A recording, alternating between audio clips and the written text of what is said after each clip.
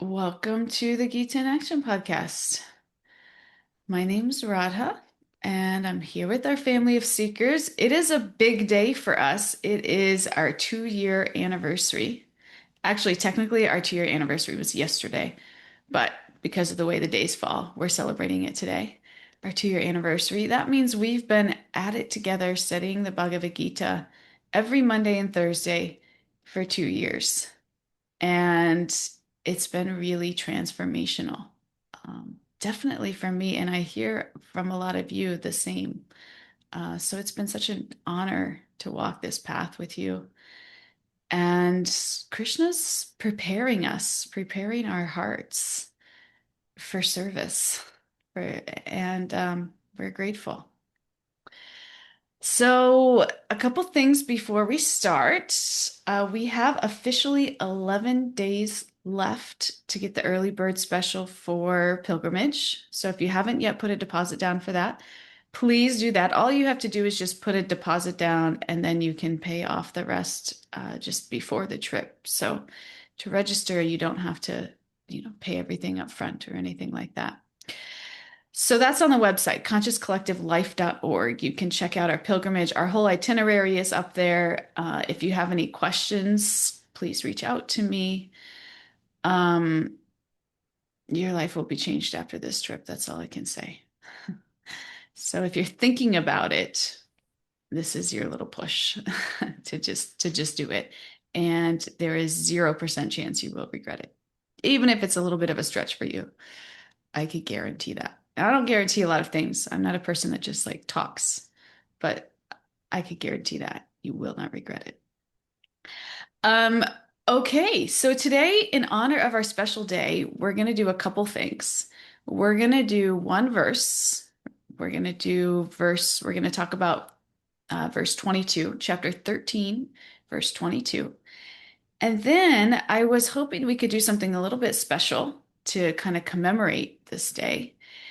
And that is that maybe some of us that have, been studying together for a while or have been impacted greatly at this journey can share a little bit about how they've seen or experienced this change of heart as we've been studying the Gita together over the past couple years, how it's showed up in their lives. So that's my invitation to you. And if you're here live, we'll do the verse first, so you can have a little bit of time to to prepare. And we can share as much or as little. You can share just a couple minutes. If we have lots that want to share, then maybe we kind of tailor it like that. But okay, does that sound good? All right, let's get started. Shakti, can you say our prayers for us this morning? Thank you so much. I'm honored. Thank you. Om Jnana Timirandasya Yananjana Shalakaya Chakshur Umilitam Yena Tasmai Shri Gurave Namaha Nama Om Vishnu Padaya Krishna Prasthaya Bhutale Srimate Bhaktivedanta Swami Iti Namane Vanchakalpa Tarubhyascha Kripa Sindhubhya Evacha Patitanam Pavembhyo Vaishnavyo Namo Namaha Jaya Shri Krishna Chaitanya Prabhu Nityananda Shri Advaita Gadahara Srivas Ari Guru Bhakta Vrinda Hare Krishna Krishna Krishna Hare Hare Hare Rama Rama Rama Hare Hare. Thank you. Thank you, Shakti. All right, let's get right into the verse 13:22. Let me pull it up on my screen. And Shraddhanjali, when you're ready. Purusaha prakritisto hi bhunkte prakriti jangunan karanam guna sangosya sada sadyoni janmasu. The living entity in material nature thus follows the ways of life, enjoying the three modes of nature. This is due to his association with that material nature. Thus, he meets with good and evil among various species. All right. This is a really practical verse for us to dig into today. Last time we were together, we talked about the movie analogy. We compared material life to watching a movie. The movie is playing, and once I become invested in what's happening on the screen, I start experiencing all kinds of happiness and distress along with it. That's what we talked about. And the goal of life is not to figure out how to write our own script. I love the Kripa Maya made that point yesterday, and actually, or the last class, and actually, it stuck with me all week. Notice where I've been trying to control our own script, write our own script to the movie that's going on.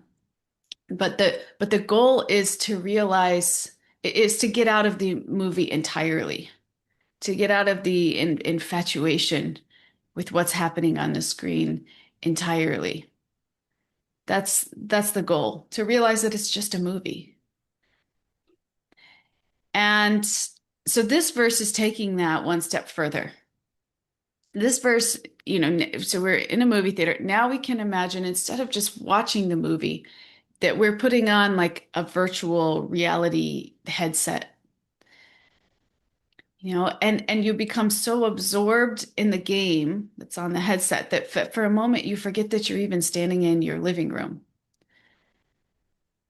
And now you're not just watching the character, but you feel like you are the character.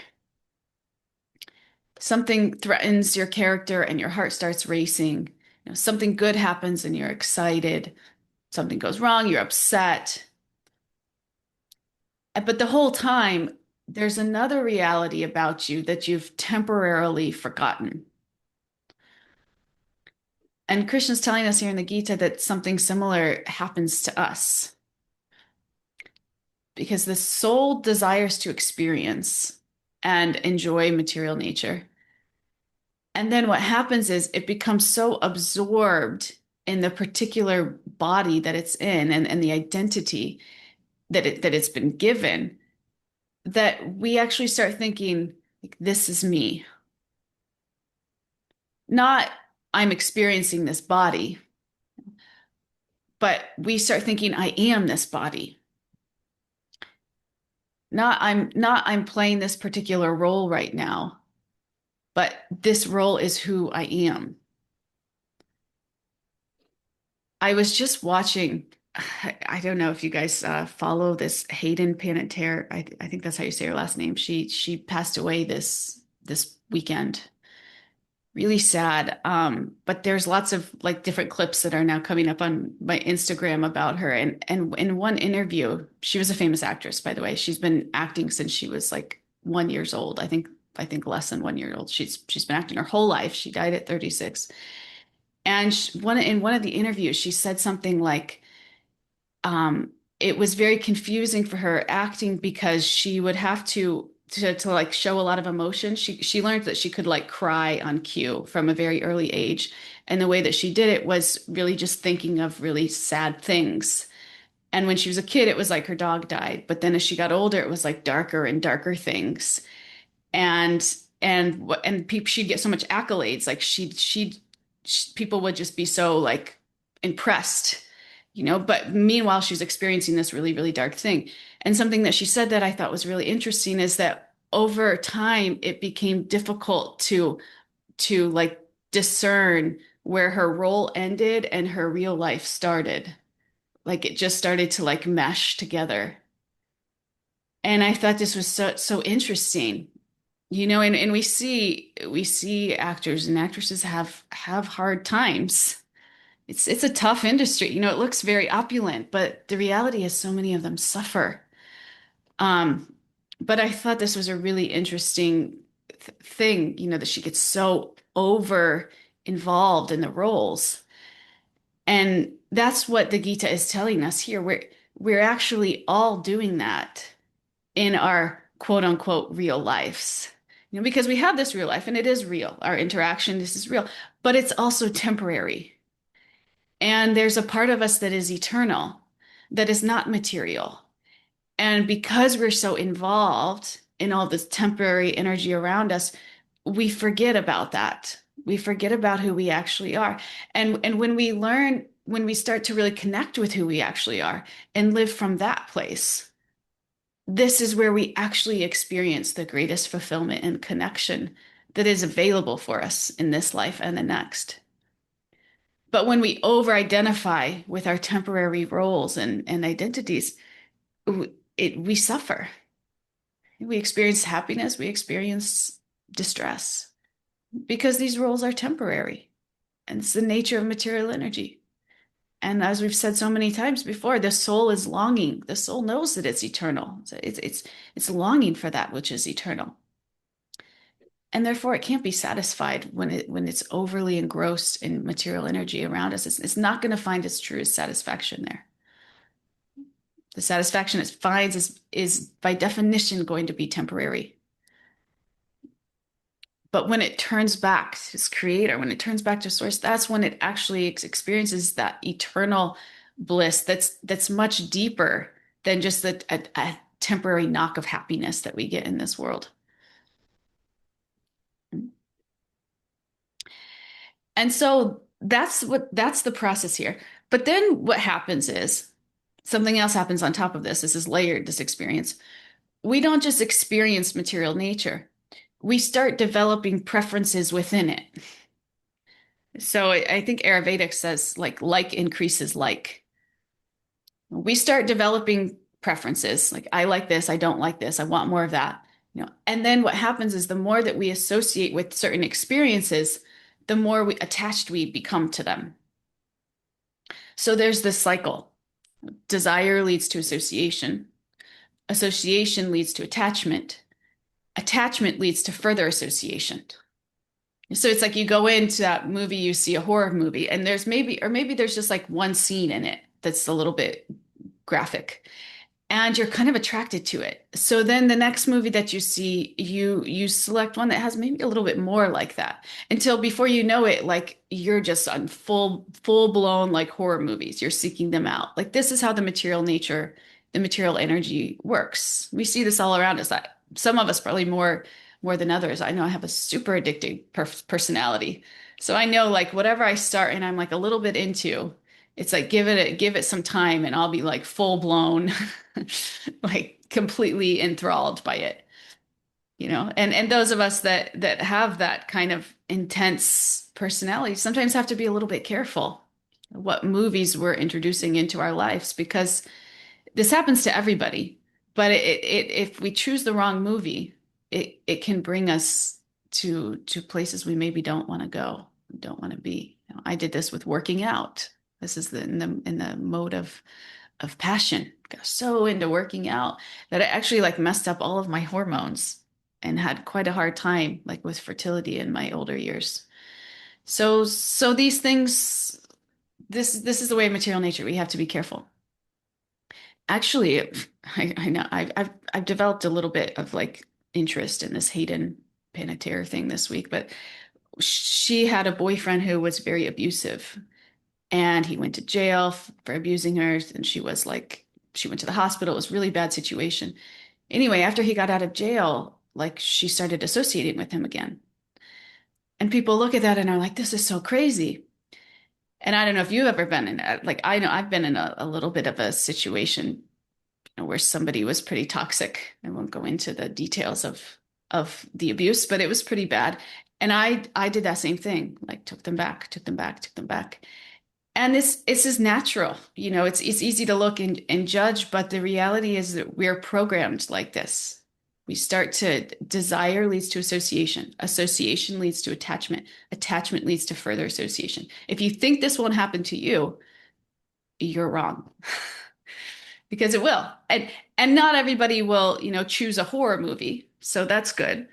But this general pattern will happen and it will cause suffering, even if you're attached to things that are sattvic, that are in the mode of goodness, because those things will eventually go away. Those things will by nature be temporary. So we just the Gita just teaches us how to live. It teaches us how to live. It teaches us the ultimate goal of living, and it shows us how to get there. And this is what's so beautiful about it. It's like a guidebook for life. And it teaches you also like, oh, okay, why is this happening to me? Why am I so attached to these things? Well, we're programmed like that. We're just confused. We're just misdirecting our desire and not directing our consciousness properly, not taking proper association, and therefore we become the cause of our own suffering. So this is the cycle. Eventually, we're thinking about these things all the time, and they become our life. Happens with our phones, our food, our shopping, attention from people, anything. The more we expose ourselves to something, the more we develop a taste for it, period. And so this is what Krishna is saying with association with the three modes. What we repeatedly associate with is shaping our consciousness, whether we know it or not. People are like obsessed with like making sure everything they put into their body is organic but it's like, what are we exposing our consciousness to? Because this is shaping who you are on more than just like a body, biological level. Like it's affecting your entire internal landscape. There's this interesting example from nature that can help us understand this. This is found in a lot of spiritual scriptures. This particular example is the silkworm. A silkworm produces this incredibly fine silk from its own body. And then little by little, it spins that thread around itself.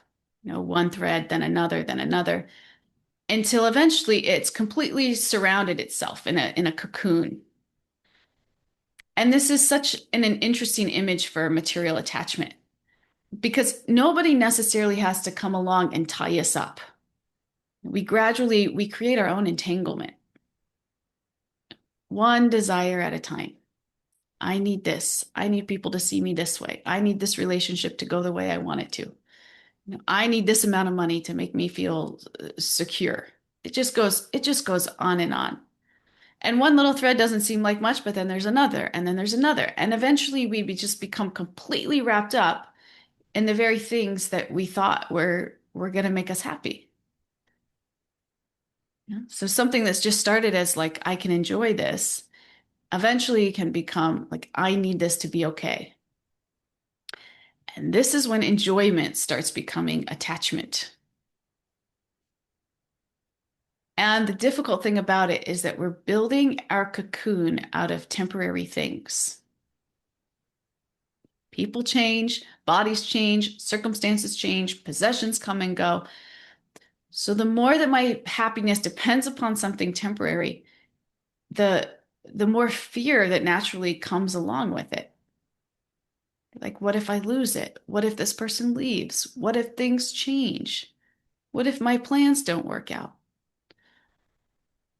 The same thing that gives me pleasure when I have it becomes a source of pain when I lose it. And so Krishna's not saying that we shouldn't love people or enjoy things necessarily. He's asking us to look at where we place our ultimate dependence. We place our ultimate dependence. Because if I'm asking something temporary to give me permanent security, eventually I'm going to be disappointed. And then Krishna takes us even further. He says that our association isn't just affecting our experience right now, but it's taking us somewhere. And we see that in our lives. Again, like attracts like. So we're building the template of our lives just by the choices that we make moment by moment, day by day. We're building the templates of our lives. But according to the Gita, the consciousness and desires that we cultivate ultimately influence the kind of body we receive next. So this just goes on and on. It's not like, our life has a beginning and an end. It's like our soul's journey is eternal, and this is affecting our consciousness eternally, to the point where when we pass, when we leave our bodies, according to the kinds of desires that desires, what we deserve and what we desire, is that dictates the kind of body that we get, determines the kind of body that we get. And different bodies allow for different kinds of experiences. Like if you're someone who was, very attached to eating, you get a body that's very conducive to eating a lot. This is Gita philosophy. And it can be a little bit like hard to conceptualize if this is the first time you're kind of hearing of these things. But if you think about what we've observed in our life so far, it definitely works like that. The choices that we make determine, create our life template. So it just continues even after this body is gone, because our soul's journey is eternal. So it determines different types of bodies we have. A bird has one type of experience, a dog has another, a human being has another. Human beings are the only species, by the way, with the capacity for higher realization. So if you mute that quest in your human body, if you're not interested at all in self-realization, you may get a body that doesn't have that capability, because why would you need it if you're not interested in it? If you're interested in just eating and mating and defending, then maybe you just get an animal body, because that fits all of your desires perfectly. So the body provides the equipment for a particular kind of experience. So if the soul cultivates particular desires, then again, material nature provides the opportunity to experience those desires, which means our desires aren't just harmless thoughts floating around in our minds. They're shaping our consciousness. They're actually taking us somewhere. And again, this isn't any different than the way that life works in this life, in this body. We see this. People say this all the time. There's so many slogans. Where your consciousness goes, energy flows. It's like it's shaping us. And there's one more analogy here that I'll share before we end for the day. One more analogy. This is a seed in water. Okay, this one makes it really practical. Let's see. Think about enjoying the enjoy mentality like a seed. The seed is there, but if we want a seed to grow, we have to water it. So our association is like the water. Whatever we repeatedly give our attention to, that's what we're watering. So if I continually associate with things that increase my envy, increase my greed, my need for validation, my need for control, I'm watering those seeds, and naturally they're going to grow. But if I repeatedly expose myself to things like spiritual sound, spiritual wisdom, chanting, service, people who remind me of who I actually am, then I'm watering something different. And gradually a different desire starts to grow. And this is the important thing for all of us to recognize and realize here, that this process is gradual. We say gradual because it's gradual. Sometimes we'll start practicing, and we've talked about this. I think Aaron has brought this up many times, which is sweet, that we start practicing and we start kind of noticing the gunk in our lives. We start noticing where I'm really attached, why do I really care so much what people think? Or why do I have this need to control everything? Like it starts to we could become very confronted.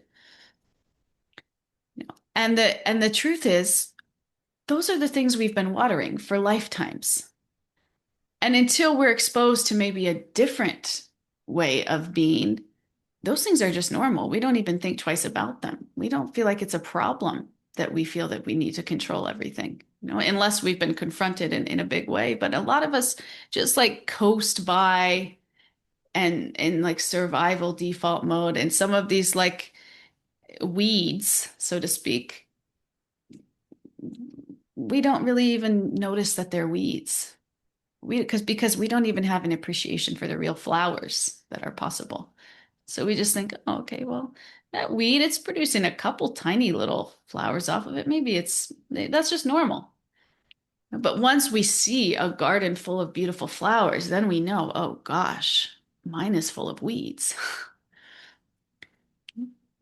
And that's okay. That's what we've been watering for lifetimes. We can't expect them to disappear overnight.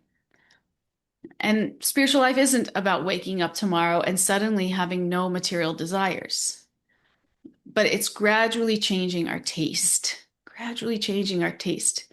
And as our association changes, what we want starts changing. Things that once maybe seemed incredibly important might not quite have that same hold on us anymore. Like we got a new car a couple of years ago. It's a really nice car. It's a like Toyota Highlander. Nice car. But I feel like it would be very easy for me to trade that car in for a 10-year-old piece of crap car if it meant I could continue dedicating my life and time to service. I don't feel like I need to go and get a job where I make a good amount of money so that I can support. It's just like I don't have so much of a taste for that anymore. Because I've been watering some flower. I still have quite a lot of weeds, but I've been growing some flowers as well, and I experienced, how fragrant and beautiful they are. And so it's like I don't have so much the taste for some of the weeds. I still have quite a bit of taste for others, but so this will happen to us over time. Start making choices as we develop a higher taste. And the things that we valued that we may not have valued before, or even had a taste for, hearing, chanting, service, spiritual relationships, they start becoming things that actually nourish us. So we're not just trying to go cold turkey and stop desiring material things. It's bad. Like that's not really getting at the point. The point is just to start watering the flowers and witnessing their growth and letting that process in itself pull you more towards that. And naturally the weeds will start to thin out. Just learning to want differently. And it will happen over time, guaranteed. Because like increases like. So we just start little by little. And that's the practical takeaway from this verse. It's not how do I get rid of my material desires? Because that could be very superficial. And then we can even get prideful about that. It's more like, what am I watering? What am I repeatedly watching? What am I repeatedly listening to? What am I putting in my ears? Oh, that is so important. Everybody's obsessed with what they're putting in their mouths. What are you putting in your ears? You just listening to nonsense gossip about people all the time? Or are you listening to transcendental music, transcendental scriptures? Who am I spending time with? What thoughts am I constantly rehearsing? What's my inner narrative? What kind of happiness am I constantly chasing? These are the things to become aware of. Because Krishna's showing us these little choices, they're not insignificant. What we associate with shapes what we're attached to. What we're attached to shapes what we desire, and what we desire shapes the direction that we're going. So this is, for us to notice it right now in this life, like, what am I watering? What am I watering? Am I watering the desires that keep me absorbed in the character and building the cocoon? Or am I watering the things that gradually help me remember who I actually am? And this is the verse that I wanted to share with you all today. And it's a nice fitting verse for our theme of today, is this transformational journey that we've been on together. We've all made a commitment. Many of us here have been coming, pretty regularly. Even if it's been for a short time, we hear this and we like it. We think, I want more of this. I want more of this transcendental literature. I want more of this association. And we see in our own lives over time we start to become more attached to that and somehow less attached to other things that we used to maybe depend on for security or enjoyment or happiness. Or maybe some of those weeds start kind of getting uprooted naturally. This is the process. So I want to open up our discussion to, we can discuss anything that we talked about today. And also I wanted to do something a little bit special today in sharing maybe some of those, how this has showed up in our own lives. As we've been taking this journey together, we've been watering this seed, this spiritual seed. How the practical results that we've seen from it, and just to start this discussion off, I'll share first, and then hopefully we can hear from some of our live crew as well. But I was thinking about this morning. I struggle a lot with like people pleasing, and I'll often like lose my own way, or like when I was younger, like never even got to know myself in the interest of like doing what I thought other people wanted me to, or what I was expected to do. And I found that as I've been studying this with you all, associating, um, just being in this sangha, that I've become more attached to Krishna, and it's been more clear to me when I'm shifting over into that mode and like deviating from the mission and like even losing touch with my own self, honoring my own talents and authentic contributions in the name of like trying to get approval from others. So this has become there's been a little bit of more space in this for me. I've been able to see a little bit more like, oh, that's really fueled by that. And in the moment, kind of like step back a little bit and kind of take the time to give things some space and really try to connect with Krishna and see the way that he wants things to go, as opposed to just like trying to appease the first person in the first conversation I have or something. There's my baby. So that's been really powerful for me. I feel like it's really allowed me to step into bigger roles of service, with a higher level of dependency. And yeah, so that's really been transformational. But I would love to hear from some of you on I'll how, start. yeah, please. What it's funny because you said you were a people pleaser, and I was the opposite as a kid. I was really attached to rebellion. We if it was something I knew was good for me, or like would help me have an easier path through life to actually please somebody or try to take them into account. And I could see how I that was like it's just the other side of the coin, you know, Yeah. of that. It's funny because sometimes that led me astray to lose myself because what I wasn't, I just immediately went to, well, no. When I wasn't pausing to think, well, what do I actually really want? Like maybe it's not to rebel at that moment. Maybe it's, you know, I'd rather go along. But yeah, it's very transformational Gita wisdom. That sacred pause so that you can realize like, whoa, what's the mode here? Or is this drawing me away or turning me toward? Um, and that's what I think, this class has helped me develop that sacred pause and think, well, wait, I've learned something about this in the Gita. Either I remember it or I look for it, or the very next time we meet, it's addressed, which that happens a lot. I think. So thank you. Yeah, this podcast has really brought even a longtime reader of the Gita like me to appreciate it more and to actually develop skills from it. So thank you. Hmm. Yeah. Wow. Beautiful. The sacred pause. Whew, so powerful. Thank you. Sukdai.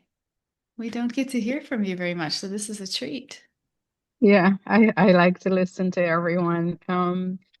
But it has been 2 years, like you said, and from the beginning I was here when Veda and you started, and I don't think I have missed not more than maybe 3 or 4 live podcasts. And maybe that's because I was in transit somewhere traveling or whatever. But I first of all would like to express my gratitude to you and to everyone else in this class. It has been transformational for me as well. I have made so much changes in my life that I don't even know that I'm making these changes. It just happened naturally. And things are just coming out just so naturally. I really do appreciate everyone. I mean, I love to see Shakti and her husband. I love to see Stella and everyone else when they're here. Like, I feel so privileged to be in this company. And I there's so many things that has changed in me that I don't even realize. Like a year ago, I was in a company that I knew these people for a long time. They're from different parts, like Washington and New York and stuff. And we met together in New Jersey. And there was a conversation that was going on in the round table that I really was not in sync with. And like, oh gosh, I just automatically get up and walk away. And I walk out realizing that I never knew this about them, even though I know them for a long time. However, I don't have no kind of hatred for them. I appreciate that's your opinion. My opinion is different. So I can do those things. I can walk away. I stop reacting to even my siblings, even when they're not listening and you're trying to tell them things. I stop. I walk away. I would come up with answers that are I would listen more and sit and with clarity come up with a better or an answer, and I would remain calm. That's the part. I would remain calm. And sometimes I wish that I mean I'm retired now, but I wish I had all of this knowledge that I am learning every day from since the beginning. I started the Bhagavad-gītā with. I've seen the Bhagavad-gītā in a whole different new sense. I have watched so many times the Mahabharata. I have read the Gita, not in full, but different parts. And I have listened to many priests as well, over time speak on different parts of the Bhagavad-gītā.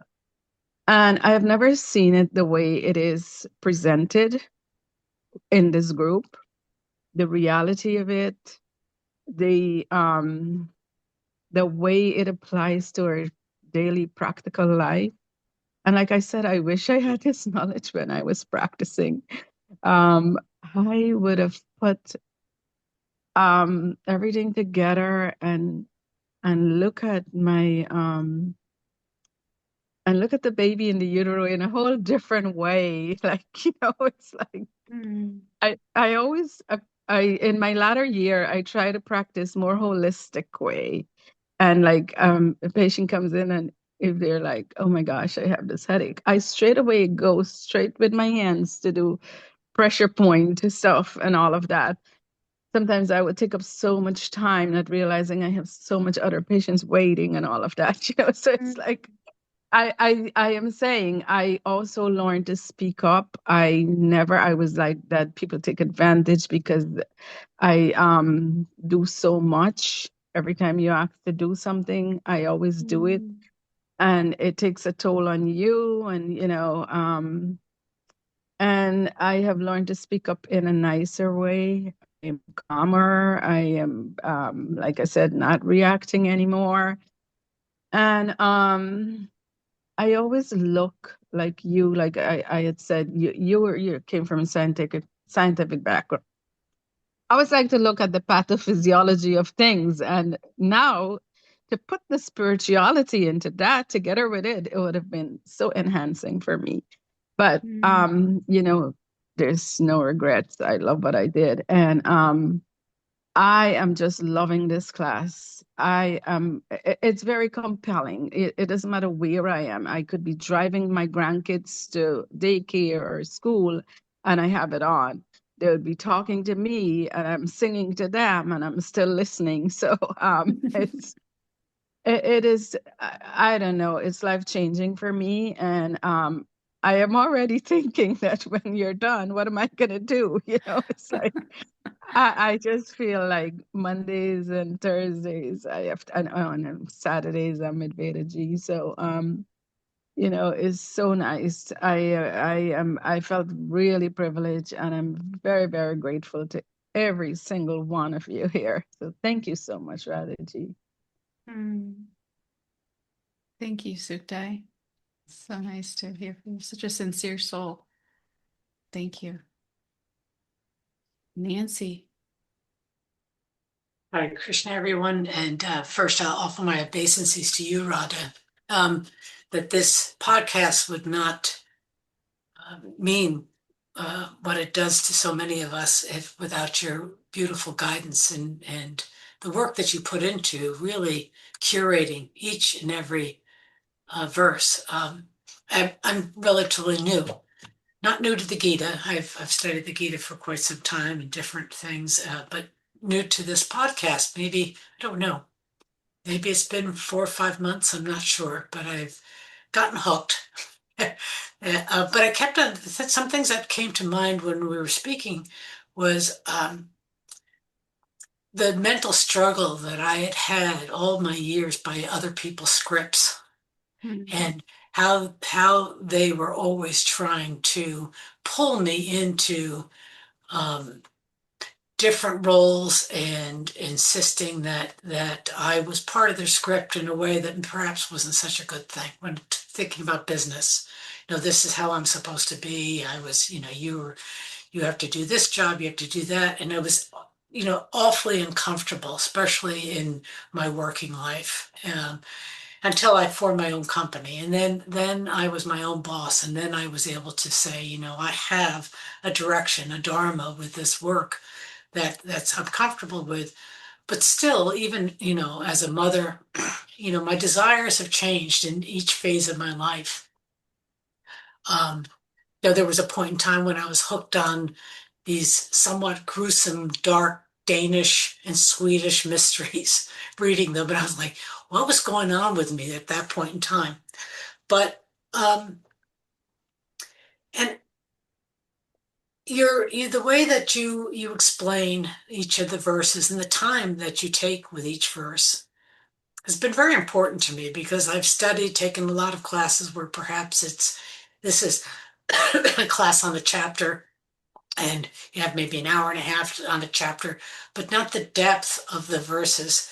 And the way that you have sort of executing this study is just really beautiful to me. But what it has done for me, has been to really, I think, soften my heart Mm. to the extent that if people don't think the way I think or don't believe as I do, it's okay. I'm Mm. starting to have an idea of my true north, where I want to be. And if you're not a part of that or don't want me to be part of that, it's okay. I don't have to trash you or put you down. What comes to mind is an example just happened recently. We had friends who asked us to go to the movies, and while I wanted to go see the Odyssey, I knew I wasn't going to get anybody to sit with me through this, but um, instead they wanted to go see Spider-Man. And I haven't been. This is not my thing. And I was watching this, and all of a sudden I found myself sort of just drifting off, closing my eyes, hearing this swish, swish, swish, swish, swish in the background where there's spider webs going all different directions. And I'm just like, it's okay. It's okay. I can just close my eyes and just be and know that I'm doing sort of service to these friends who really find that this is most interesting. So when the movie was over, they said, "Well, what did you think? What did you think?" And I said, "Oh, it was good. Thank you for bringing me." As opposed to, "Are you kidding me?" You know, and I think that that's the softness that comes with being kind in all things. You know, for me, realizing that everybody is a devotee, whether they realize it or not, and they're on, you know, and if I can be an example of the Bhagavad-gītā to them, you know, a walking example of being generous and kind through everything that I do in my actions and my words.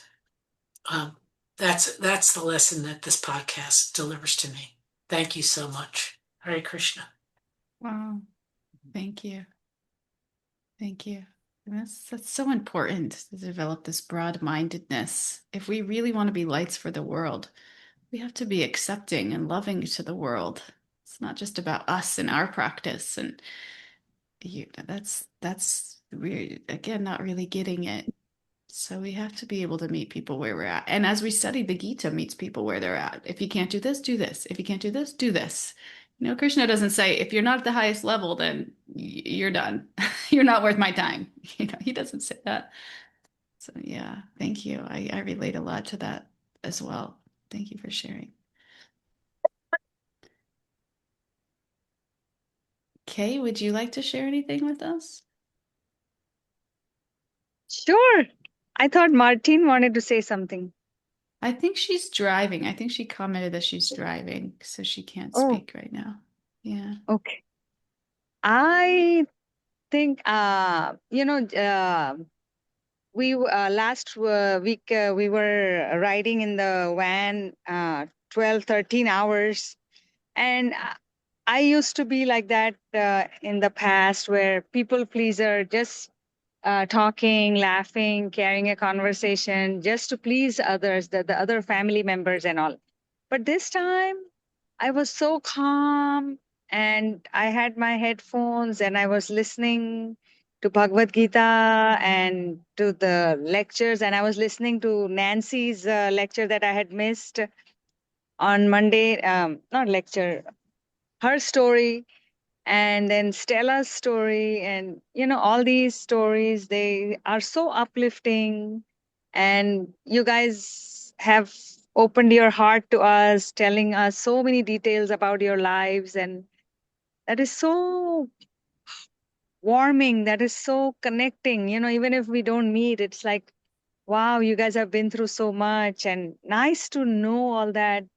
And learning tolerance, learning that Krishna is the planner and we just have to connect with him. That is what the main thing we have learned through this class.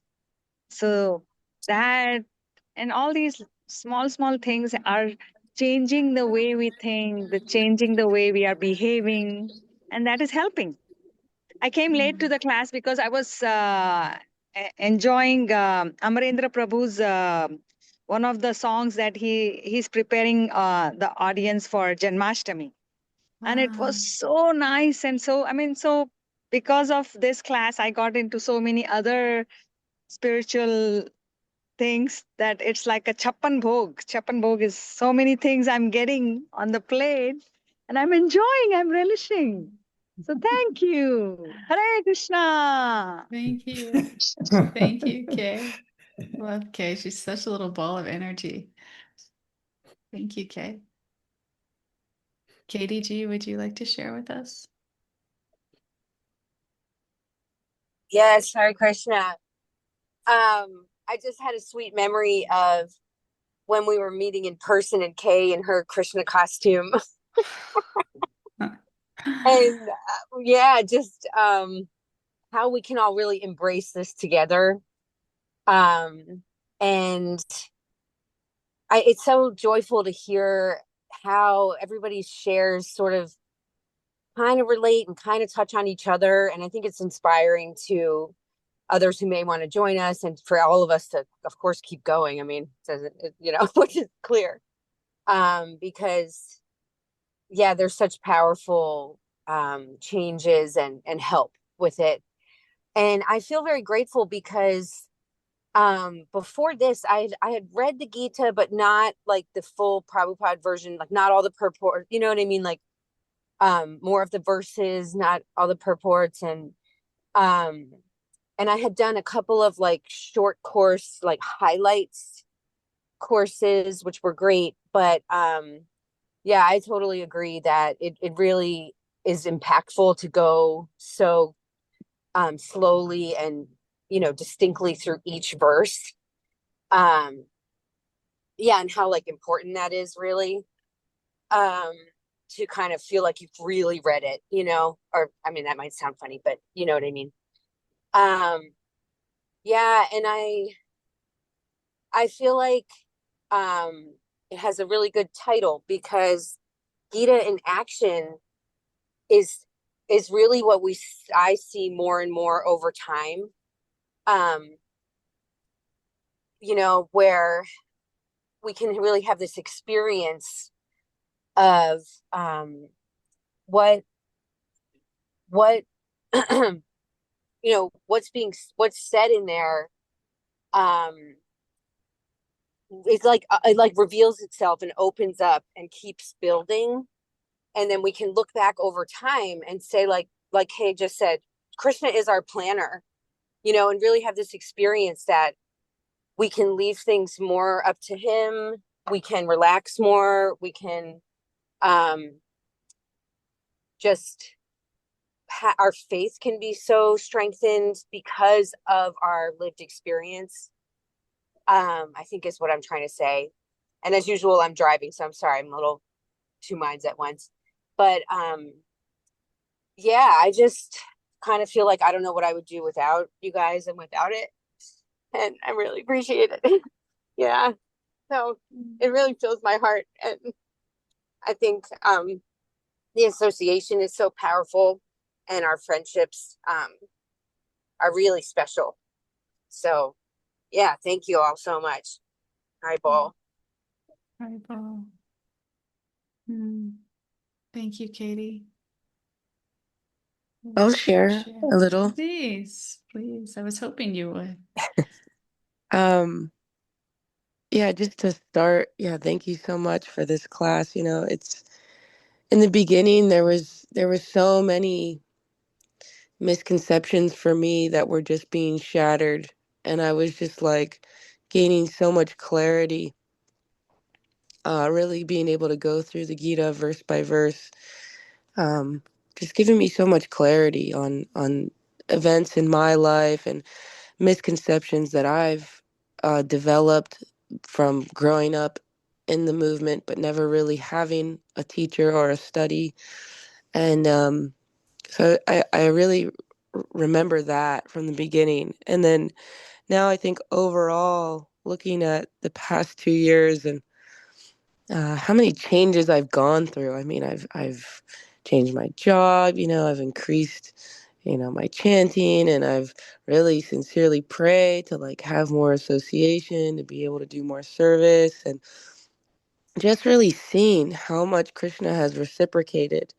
I mean, I work now at New Vrindavan, and I'm around devotees like much more often, and really just through all the changes, my prayer just kept being like, Krishna, I'm just trying to surrender, and I know that you have I know, like, I think that's my biggest prayer now is like, Krishna is my best friend. He knows what I need, and he is providing it.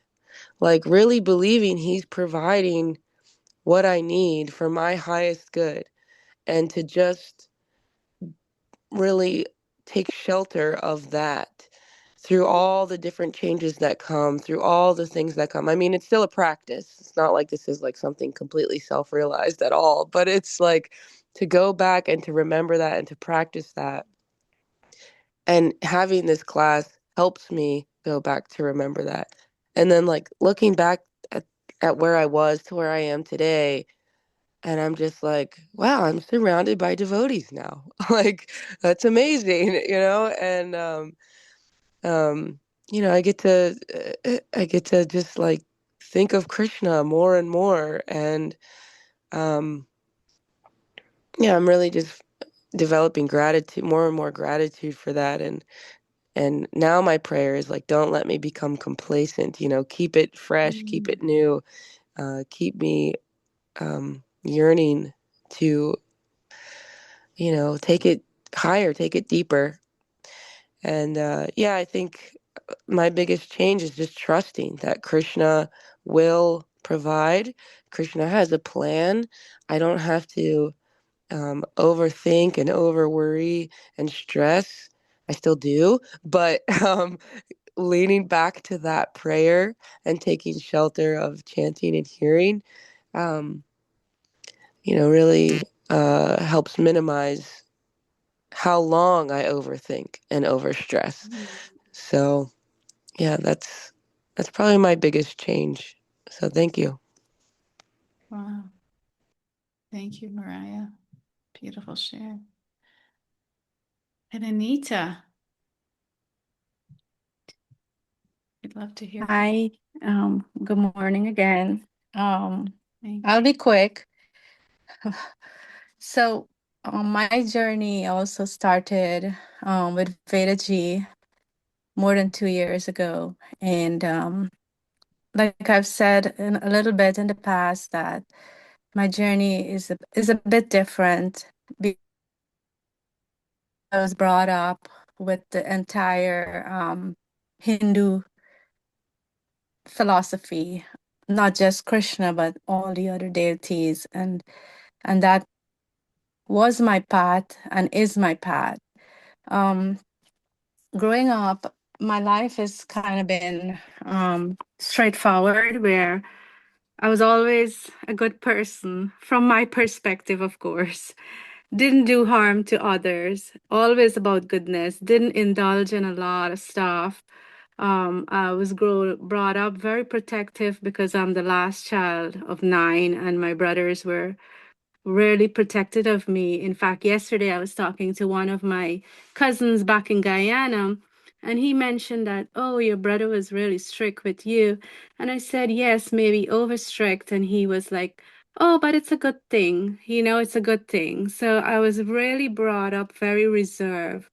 And most of my life, 40 years of my life, was pretty much like that. Even when I came to America, it was still the same until I came to Georgia at the age of probably 40. And then I had so many different experiences being part of a mandir, trying to form a mandir and to run a mandir as an executive. And it was so many different kinds of experiences that came along my way. But personally speaking, is that in the class, when I'm listening to the Gita, and I've never read the Gita, I am looking at myself and I'm seeing that, oh, I have some of this in me. I've been doing this and without being put in words. And I'm understanding so much stuff about myself. And I've always had Krishna in my heart, and I've always gone to him for answers and for guidance. And I continue to do that. But I've changed with the class because I don't react as easily as I used to. Like, I was always there ready to correct people or to try to prove that I'm right. And these days, I don't do that. I don't do that. I'm much calmer. Not that I had changed a lot. I just, sometimes you have to stand up for what is right. You don't let people just walk all over you, because that's the only way, it will work. And I still do that. And the people here in my community, they know that that's what I stand for. And I don't have to prove myself anymore regarding that.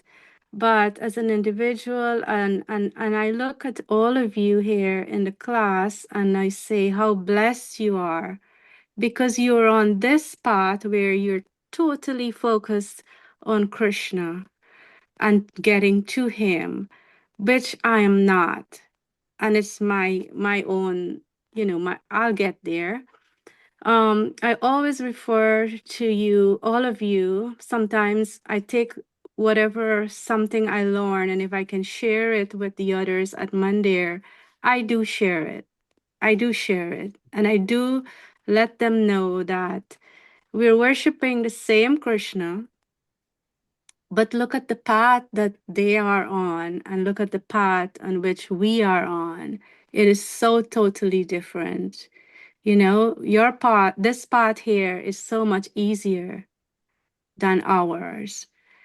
And so I'm grateful to you and to everyone for sharing and opening your hearts like it's been said. And so I want to say thank you to all of you for that. And yeah, we'll continue. So thank you so much. Thank you. Thank you, Anita. Mhm. I can connect with all of your shares. It's really so beautiful. We have transformed together. And I really see that in everybody's shares. And it takes this community. You know, this wouldn't be happening without all of you and your open hearts and your desire to learn and to grow and to connect. And it's because of that this service has continued. You know, otherwise it would have ended after a couple months, or maybe, you know, after a few weeks when we lost Veda at the beginning there. That was a little shaky, but actually the advice he gave me when he was like, I can't do it anymore. He's like, lean into the community, you know, bring the community into it. And that has been such a blessing, for this to be a community podcast. So thank you all, because you guys have made it what it is. And we have become a family because of it. So happy 2-year anniversary. And let's keep going. And, you know, I don't know what's going to happen at the end of this either when we finish the Gita, but Krishna has a plan. And I trust in Krishna's plan. So let's keep going together and trust together. So thank you all. Thank you for coming and for sharing. And yeah, we'll see you on Monday. Thank you. Hare Hare Krishna. Bol. Thank you. Hare Hare Krishna. Bol.